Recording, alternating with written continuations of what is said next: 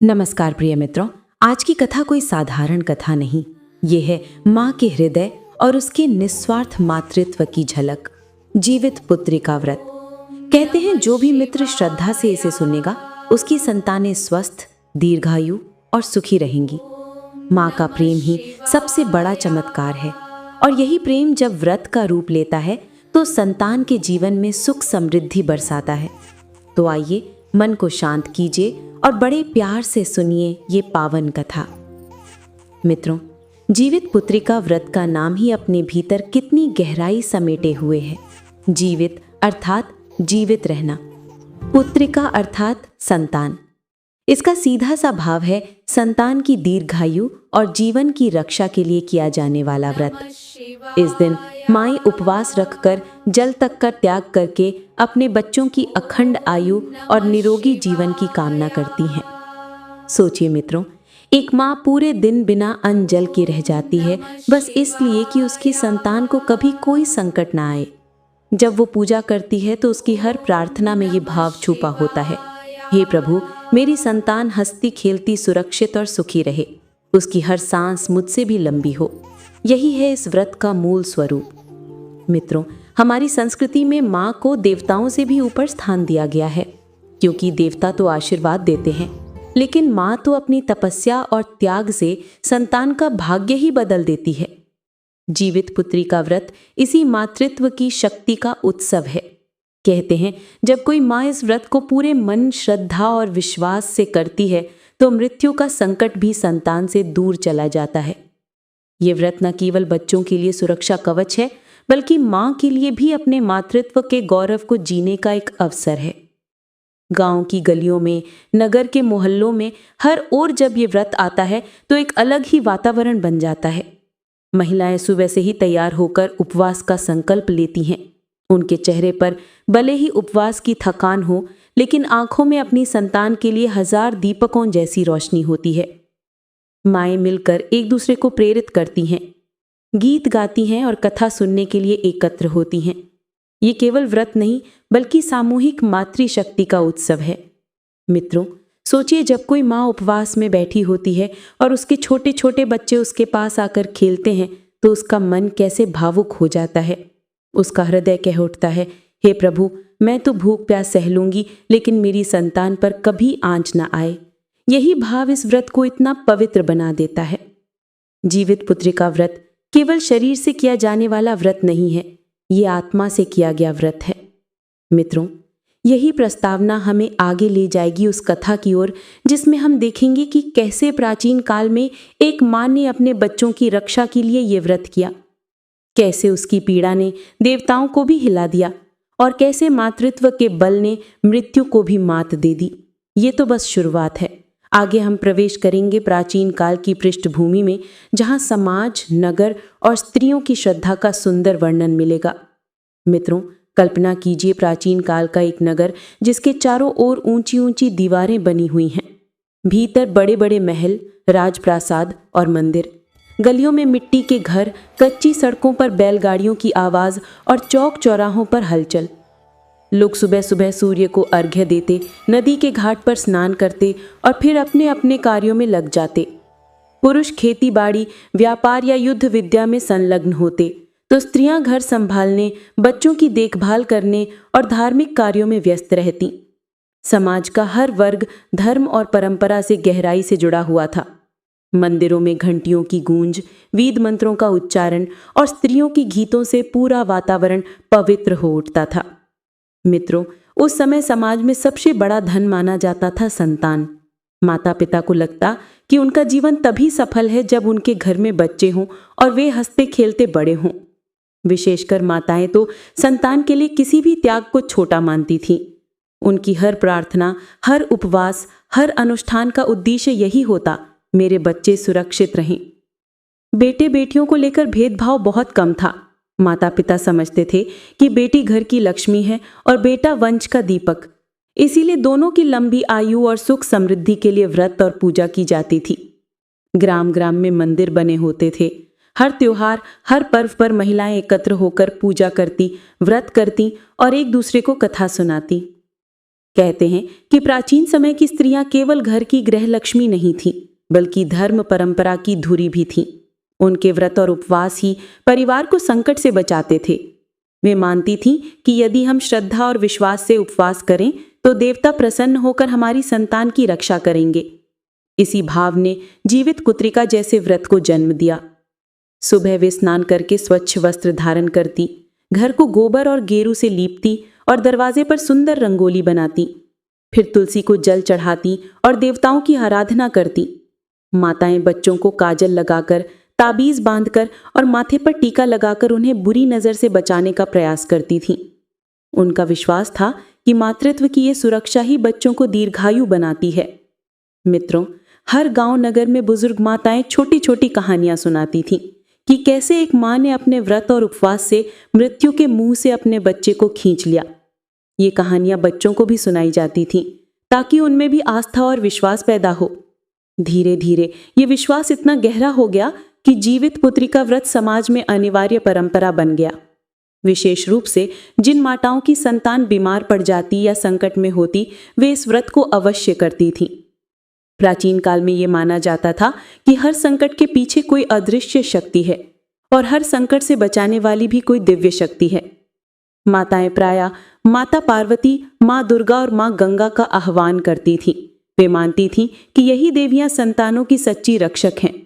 देवताओं की मूर्तियों के सामने दीप जलाना, धूप अर्पित करना और संकल्प लेना ही उनकी सबसे बड़ी शक्ति थी। इसी विश्वास ने व्रतों को इतना प्रभावशाली बना दिया। मित्रों, यही वो सामाजिक और धार्मिक पृष्ठभूमि थी जिसमें जीवित पुत्रिका व्रत का जन्म हुआ। माताओं की श्रद्धा, समाज का विश्वास और संतानों की रक्षा का भाव सब मिलकर इस व्रत की नींव बने। तो मित्रों, इसी पृष्ठभूमि से अब हम प्रवेश करेंगे कथा के मुख्य प्रसंग में, जहां एक माँ, एक रानी अपने बच्चों के संकट में पड़ने पर व्याकुल हो उठती है। इसलिए पूरे ध्यान से मन लगाकर सुनिए ये पावन कथा। प्राचीन काल के उस नगर में एक बड़ा ही प्रतापी राजा राज करता था। उसके राज्य में धन धान्य की कोई कमी नहीं थी। प्रजा सुखी थी, नगर समृद्ध था और चारों ओर शांति का वातावरण था। राजा की पत्नी रानी अत्यंत धर्मप्राण और कोमल हृदय की थी। लंबे समय तक उन्हें संतान का सुख नहीं मिला था। रानी हर देवालय में जाकर पूजा करती, व्रत उपवास करती और ईश्वर से यही मांगती, हे प्रभु, मुझे संतान का सुख दीजिए, चाहे इसके लिए मुझे कोई भी त्याग क्यों न करना पड़े। ईश्वर की कृपा से कुछ वर्षों बाद रानी को संतान लाभ हुआ। राजमहल में आनंद की लहर दौड़ गई। प्रजा ने दीप जलाए, ढोल नगाड़े बजे और नगरवासियों ने प्रसन्नता मनाई। रानी की गोद जैसे जीवन से भर गई। छोटे छोटे नन्हे हाथ, मासूम हंसी और मधुर किलकारियां हर महल के कोने में गूंजने लगी। रानी अपनी संतान के साथ खेलती, उन्हें कहानियां सुनाती और कभी कभी उन्हें अपनी गोद में लेकर रात भर जगती रहती। मित्रों, आप समझ सकते हैं कि एक माँ का हृदय अपनी संतान से कितना जुड़ा होता है। बच्चे उसकी सांसों का हिस्सा बन जाते हैं। रानी को लगता था मानो उसके जीवन का हर उद्देश्य अब केवल अपनी संतान की रक्षा और सुख समृद्धि है। लेकिन मित्रों, कहते हैं ना, सुख और दुख का मेल ही जीवन है। कुछ वर्षों बाद अचानक राज परिवार पर संकट छा गया। एक दिन राजकुमार तेज बुखार से पीड़ित हो गए। वैद्य बुलाए गए, तरह तरह की औषधियां दी गईं, मंत्र तंत्र करवाए गए, लेकिन बुखार उतरने का नाम ही नहीं ले रहा था। राजा चिंतित हो उठा, परंतु रानी का हृदय तो जैसे टूटने लगा था। संतान को पीड़ा में देखकर उसकी आंखों से आंसू थमने का नाम नहीं ले रहे थे। मित्रों, उस रानी की स्थिति की कल्पना कीजिए। वह रात भर अपने बेटे के सिरहाने बैठी रहती, कभी उसके माथे पर हाथ रखती, कभी मंत्र बुदबुदाती और कभी भगवान को पुकारती, हे प्रभु, मेरी जान ले लो लेकिन मेरे बेटे को बचा लो। रानी की आंखों में भय था कि कहीं ये बीमारी उसकी संतान को उससे छीन न ले। राजमहल के कोनों में मातम का सन्नाटा छा गया। जहां पहले किलकारियां गूंजती थीं, वहां अब रुदन सुनाई देने लगा। मित्रों, कथा कहती है कि ये केवल साधारण बीमारी नहीं थी, ये तो दैव इच्छा थी। भाग्य ने संतान की आयु छोटी लिखी थी। जब जब रानी प्रार्थना करती, तब तब संकेत मिलते कि यदि कोई विशेष व्रत नहीं किया गया तो संतान की रक्षा संभव नहीं है। रानी को ये बात भीतर ही भीतर समझ आने लगी थी, लेकिन उसे ये ज्ञान नहीं था कि कौन सा व्रत करना चाहिए, कौन सी पूजा करनी चाहिए जिससे उसकी संतान मृत्यु के मुंह से बच सके। फिर भी मित्रों, माँ का हृदय हार कैसे मान सकता है। रानी ने मन ही मन संकल्प लिया, मैं अपनी संतान को हर हाल में बचाऊंगी, चाहे मुझे स्वयं भूखा प्यासा रहना पड़े, चाहे मुझे कितनी ही तपस्या करनी पड़े, मैं पीछे नहीं हटूंगी। उसने देवताओं से कहा, यदि मेरे व्रत और उपवास से मेरे बच्चों की आयु बढ़ सकती है तो मैं जीवन भर व्रत करूंगी। मित्रों, यही व्यथा और संकल्प हमें आगे ले जाता है कथा के अगले हिस्से में, जहां रानी को एक साधु अथवा देवी से इस व्रत का ज्ञान मिलता है और वो जान पाती है कि जीवित पुत्र का व्रत ही उसकी संतानों की रक्षा का उपाय है। जब राजकुमार की बीमारी बढ़ती गई तो रानी का मन अशांत रहने लगा। महल के वैद्य हार मान चुके थे। रानी को लगने लगा मानो उसके प्राण ही सूख रहे हों। एक दिन वो चुपचाप महल से निकल गई। नंगे पांव, बिना आभूषण, बिखरे केश और आंखों से बहते आंसुओं के साथ वो नगर की गलियों में घूमने लगी। हर मंदिर में जाकर उसने देवताओं से प्रार्थना की, हे प्रभु, मुझे मार्ग दिखाइए, मेरी संतान को बचाने का उपाय बताइए। मित्रों, कहते हैं जब आस्था सच्ची हो तो ईश्वर स्वयं मार्ग दिखाते हैं। ठीक उसी समय नगर के बाहर एक विशाल वट वृक्ष के नीचे एक दिव्य तेज से प्रकाशित साधु विराजमान थे। उनके नेत्र गहरे, स्वर मधुर और मुख पर अद्भुत शांति थी। रानी कांपते हुए उनके चरणों में गिर पड़ी और रोते रोते बोली, गुरुदेव, मेरी संतान मृत्यु के मुंह में जा रही है। वैद्य असमर्थ हो गए हैं। कृपा कर मुझे कोई ऐसा उपाय बताइए जिससे मेरा बच्चा जीवित रहे। साधु ने करुणा से उसकी ओर देखा और कहा, वत्से, तुम्हारा दुख गहरा है पर समाधान भी है।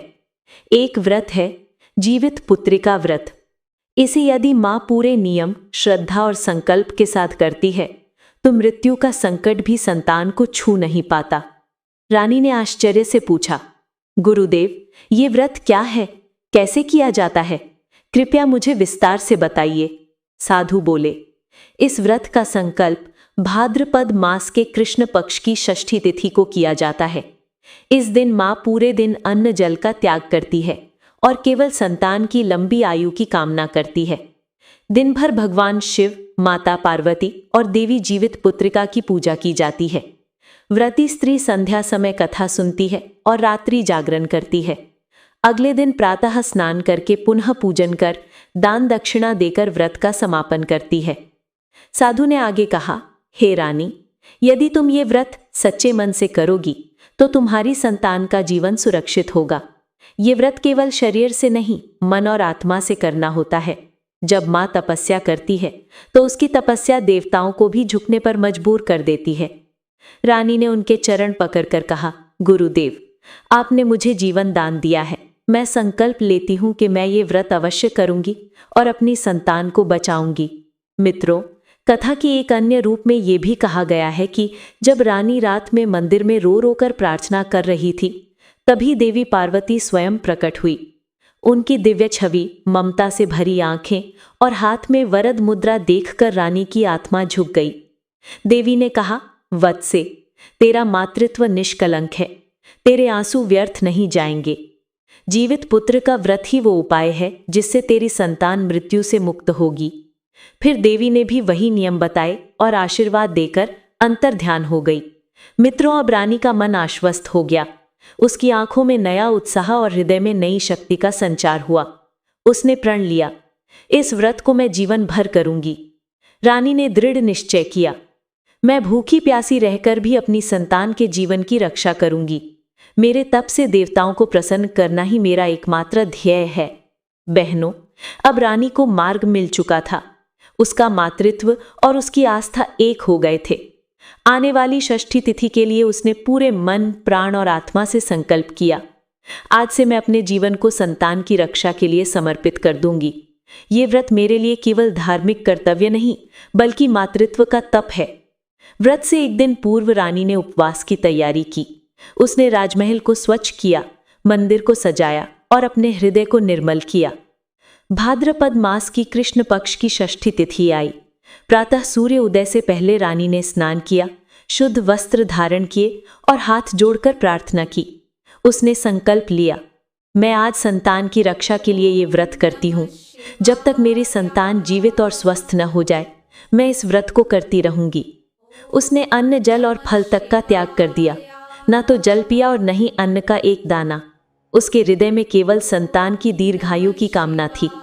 रानी ने शिव, पार्वती और जीवित पुत्रिका देवी की मूर्ति स्थापित की, दीपक जलाया, धूप दीप अर्पित किया और पुष्प चढ़ाए।